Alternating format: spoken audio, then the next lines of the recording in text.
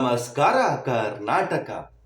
ವಿಷಯ ಏನ್ ಗೊತ್ತಾಗ್ರು, ಕಲಾ ಮಾಧ್ಯಮ ಯೂಟ್ಯೂಬ್ ಚಾನಲ್ ಅವರು ಇವತ್ತು ಹೋಮ್ ಟೂರ್ ಮಾಡಿರೋ ಒಂದು ವಿಡಿಯೋ ಹಾಕಿದ್ದಾರೆ. ಡ್ರೋನ್ ಪ್ರತಾಪ್ ಅವ್ರ ಊರಿಗೆ ಹೋಗಿ.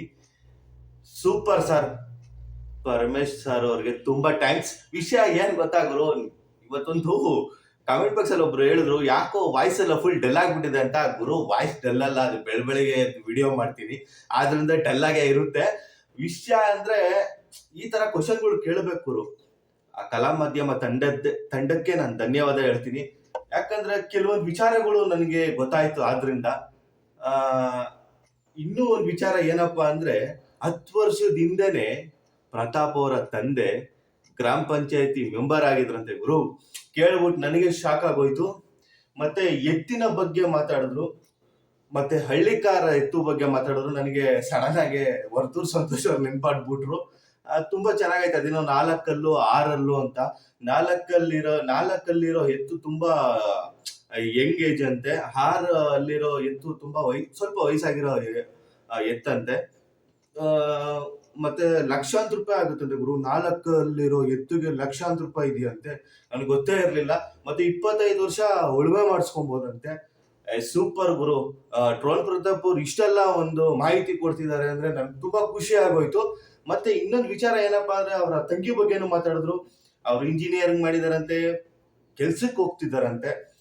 ತುಂಬಾ ಖುಷಿ ಆಯ್ತು ಕೇಳ್ಪಟ್ಟು. ಮತ್ತೆ ಇನ್ನೊಂದು ಬೇಜಾರಾದ ಸಂಗತಿ ಏನ್ ಗೊತ್ತಾ, ಆ ಊರಲ್ಲಿ ಏನಕ್ಕೆ ಇವ್ರು ಬರ್ತಾ ಇರ್ಲಿಲ್ಲ ಅಂದ್ರೆ, ಎಲ್ಲಾರು ಆಡ್ಕೊಂತಾರೆ, ತುಂಬಾ ಕೀಳಾಗೆ ಮಾತಾಡ್ತಾರೆ, ಹಾಗೆ ಹೀಗೆ ಅನ್ನೋ ಉದ್ದೇಶಕ್ಕೋಸ್ಕರ ಆ ಊರಿಗೆ ಬರ್ತಾ ಇರ್ಲಿಲ್ವಂತೆ ಡ್ರೋನ್ ಪ್ರತಾಪ್ ಅವರು.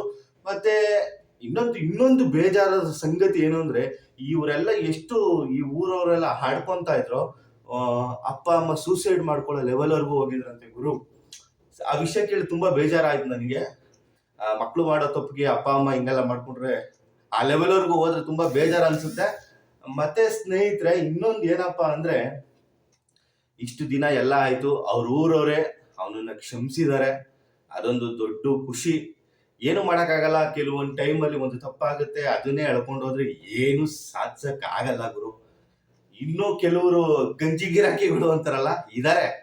ನನ್ನ ಮಕ್ಕಳು ಬಗ್ಗೆ ಎಷ್ಟು ಬಡ್ಕೊಂಡ್ರು ಅಷ್ಟೇ, ಅದು ಚೇಂಜಸ್ ಆಗಲ್ಲ, ಏನು ಮಾಡಕ್ಕಾಗಲ್ಲ. ಮತ್ತೆ ಕಲಾ ಮಾಧ್ಯಮ ತಂಡಕ್ಕೆ ಒಂದು ಹ್ಯಾಟ್ಸ್ ಆಫ್ ಹೇಳ್ತೀನಿ.